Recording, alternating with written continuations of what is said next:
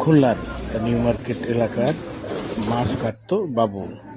সেই বাবুকেই কিন্তু নৃশংসভাবে বাবুর চোখ উঠিয়ে ফেলেছে তারই এলাকার এক প্রতিবেশী। দেখতেই পাচ্ছেন কি সহিংস হামলায় বাবুর চোখ তুলে ফেলেছে দীপ, মানিকলালের সন্তান। বাবুর সাথে দীপের যে ঝগড়াটি হয়েছে সেটি মূলত কবুতরকে কেন্দ্র করে।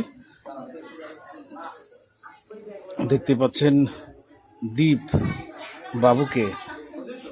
বাবুর চোখ তুলে ফেলেছে। আজ বাবুর চোখ তুলে ফেলার ঘটনায় তার পরিবার নিঃস্ব।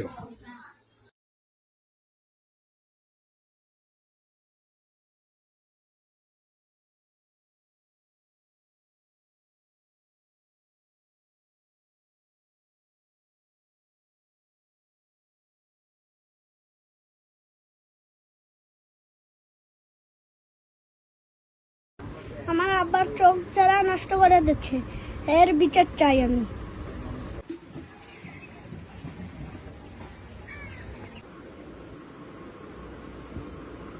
আসসালামু আলাইকুম। কি বলবো, তো বলার ভাষা নাই। ছেলেটার একটা অঙ্গহানি করে ফেলাইছে, কিন্তু ওকে কাছে আমরা যখন এই প্রশ্ন করি তখন ওরা বলছিল ঠিক আছে বাবা আপনি চলে যান, যাবে তো খরচপতি আমরা দেখব, ওর চিকিৎসা আমরা চালাই নেব।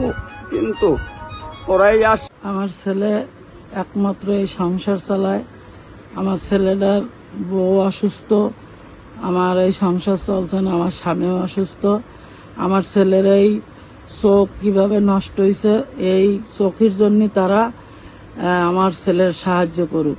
এই 1 মাস যাবৎ আমার ছেলে দোকানে যাইতে পারে না, কেউ খোঁজ খবরও নেয় না।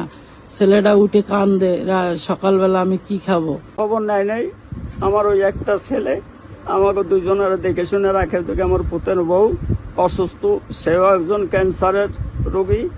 ওরে নিয়েও ওর পিছনে সবকিছু আমাকে ধ্বংস হয়ে গেছে, কোনো পয়সা করে আমার হাতে নেই। এখন আমরা সবার কাছে সাহায্য চাচ্ছি যাতে আমার ছেলের চোখটা সুস্থ হয়, কাজকর্ম করে খাইতে পারে।